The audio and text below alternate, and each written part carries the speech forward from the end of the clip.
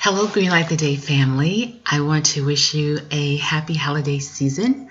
I hope everything is just going great and that you're experiencing many blessings and peace and the joy that you're experiencing, you're sharing with others.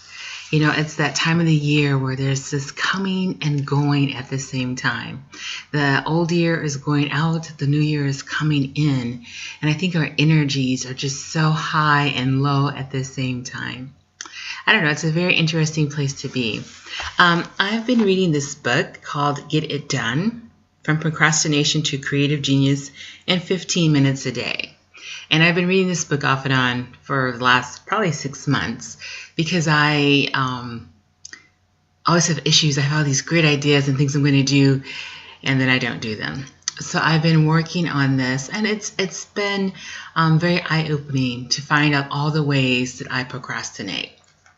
And one of the ways that I procrastinate, and I don't think that many people think about it, is self-doubt. Self-doubt is a form of procrastination because if you doubt yourself, you're not going to move forward and do anything. And so I really appreciate this chapter, and it starts off with this quote by William Shakespeare. Our doubts are traitors and make us lose the good we oft might win by fearing to attempt. And I don't know about you, but that has happened to me so many times.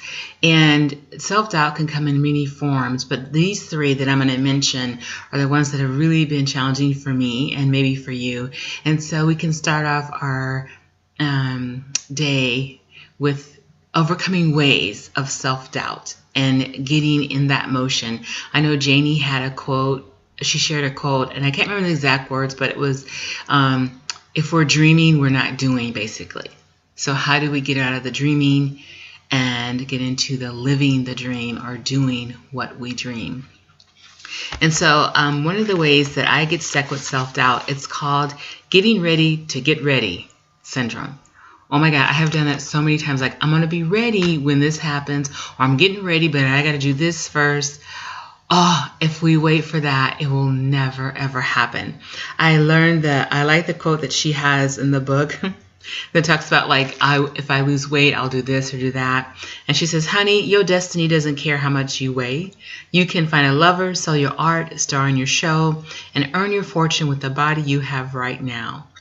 And it's entirely possible that you become so busy and happy working on your project that your body will self-adjust and become closer to your version of perfect. After all, there's nothing like joy to create health. I love that. There's nothing like joy to create health. I think there's nothing like joy to create everything in your life, whether it be purpose or renewal. I just really like that sentence. The next type of self-doubt that I've dealt with is the analysis paralysis. Have you ever done this? You just analyze something to death. And you don't move because you're still, I'm still analyzing this. I still got to make sure this is right. And I think about all the books and the art that I've seen. And somebody just put it out there. And it was what I needed. What if that person analyzed it to death and never completed their project? So analysis paralysis is something that I have to definitely work on. And then the last one that's challenging for me is the who do I think I am syndrome. Oh, I've had that somebody who's like, oh man, somebody else has already done that. Why am I going to do it? Why is it going to make any difference? And the thing is, I forget. It's not the object that's important. It's your part of the object or creativity or what you do that's important. Because what you do is what others see. And I get so focused on the end result that I forget that the end result is really the process that I go through to get to that point. And a part of that is this phrase, I'm too old to do this or do that. And she has this quote by Ann Landers that says, or this question, it says, how old will you be in 4 years if you don't do whatever? How old will you be in 4 years if you don't? The answer is you're going to be 4 years old no matter what. So that's an irrelevant question.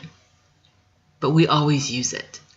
I like this story about this composer named Elliott Carter. And he was a famous American composer who twice won the Pulitzer Prize. He was extremely productive in his later years, publishing more than 40 works, 40, between the age of 90 and 100. 90 and 100. He was between the age of 90 and 100, published 40 works. When did he do this? By 2008. So we're not talking some old long story of some old hero. We're talking very contemporary. His last work that he completed, Epigrams for Piano Trio, was completed on August 13, 2012. He died on November 12, 2012, just a few weeks before he would have turned 104. So you cannot use that line about, well, I'm too old or I can't do this. No. You can only use joy to create your life and your sense of renewal. I am going to leave you with a quote that I hope will greenlight your day. And it's from Rainer Maria, I never know the last name. Rilke, I think is the last name. He's a famous poet. And so here is the quote that I hope greenlight your day and your week and as you get prepared for the new year.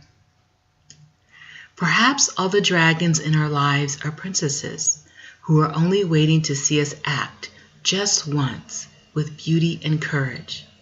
Perhaps everything that frightens us is, in its deepest essence, something helpless that wants our love. Have a great day, everyone. Goodbye.